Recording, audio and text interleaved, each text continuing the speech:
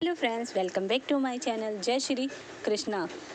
देवी माँ ने कलयुग में कई तरह के अवतार लिए जिससे संसार का कल्याण कर सके। माता के इन्हीं रूपों में से एक है, चलिए जानते। इसी तरह महाभारत में भी देवी का एक अंशावतार है।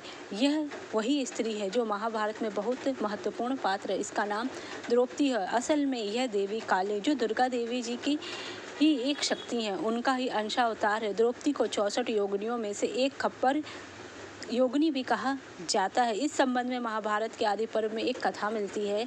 एक दिन इंद्रप्रस्थ में युधिष्ठिर द्रौपदी के कक्ष में थे। भीम उधर से गुजर रहे थे। अचानक उनकी निगाह खिड़की से कक्ष की ओर पड़ गई। उन्होंने देखा बड़े भैया द्रौपदी के पांव दबा रहे हैं और द्रौपदी पलंग पर खप्पर लिए बैठी है और बड़े ही क्रोध से युधिष्ठिर को देख रही है।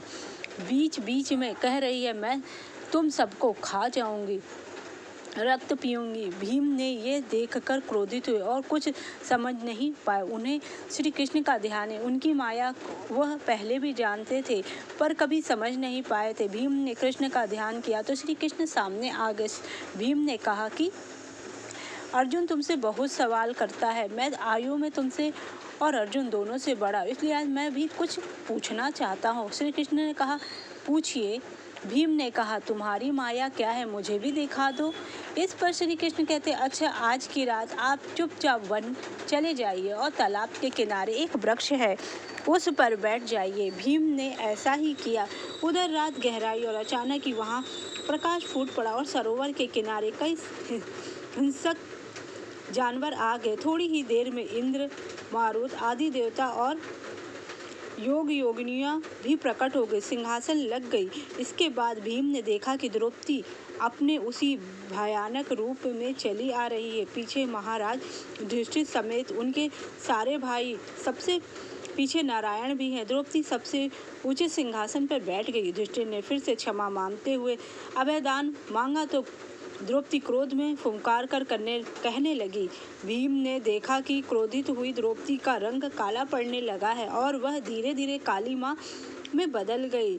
अब वहाँ जो भी योगिनियाँ उपस्थित थी वह सब रक्तदेही कहने लगी और खप्पर पटकने लगी।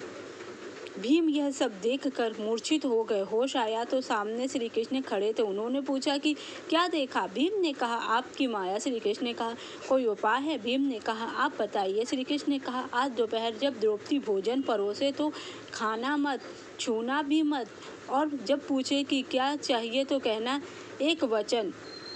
भोजन परोसते हुए द्रौपदी मना नहीं कर सकेगी। भीम ने ऐसा ही किया। पंचाली ने पूछा, क्या चाहिए? भीम ने तपाक से कहा, हम पांचों को अभय। द्रौपदी ने अभी यह सुना ही था कि श्री कृष्ण आ गए और बोल पड़े कि छठे प्राण मेरे भी छोड़ दो कृष्ण। द्रौपदी रीझ गई और इसी दौरान कुछ बोलने की कोशिश में उसकी जीभ दांत के बीच आ गई।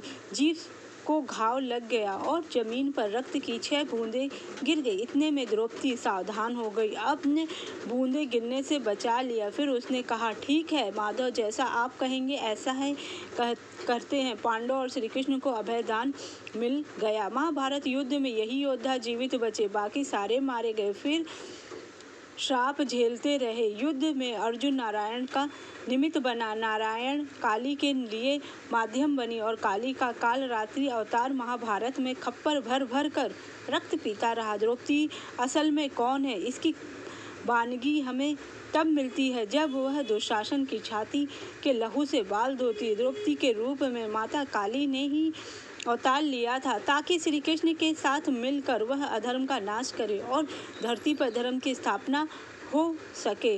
द्रौपदी भीम को मारना चाहती थी क्योंकि उन्होंने द्रौपदी को स्त्री का गुलाम कहकर अपमानित किया था और युधिष्ठिर ने धर्मराज के रूप में यह कहकर कि थकी हुई स्त्री के पैर दबाना गलत नहीं है, जिस पर द्रौपदी क्रोधित हो गई और उसने श्री कृष्ण ने वरदान मांगी।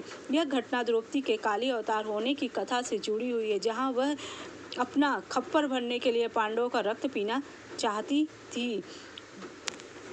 द्रौपदी के कक्ष में भीम ने अर्जुन को उसके पांव दबाते हुए देखा, जिससे उन्हें बहुत क्रोध आया। भीम ने अर्जुन को मूर्ख और नादान कहकर उसका अपमान किया और कहा कि वह स्त्री का गुलाम है। भीम के इस बात पर द्रौपदी भी क्रोधित हो गई, क्योंकि यह उसका भी अपमान था। उन्होंने भीम के इस कृत्य को अत्यंत लज्जापूर्ण मान लिया। द्रौपदी काली का अवतार थी और उनका उद्देश्य अपना खप्पर भरना था। जब भीम ने उसके कक्ष में ऐसा दृश्य देखा तो वह द्रौपदी से बहुत क्रोधित हो गए। जब भीम के क्रोधित होने पर युधिष्ठिर, नकुल और सहदेव वहां पहुंचे तो उन्होंने भीम से पूछा कि क्या गलत हुआ। युधिष्ठिर ने कहा कि थकी हुई स्त्री के पैर दबाने में कोई गलती नहीं है।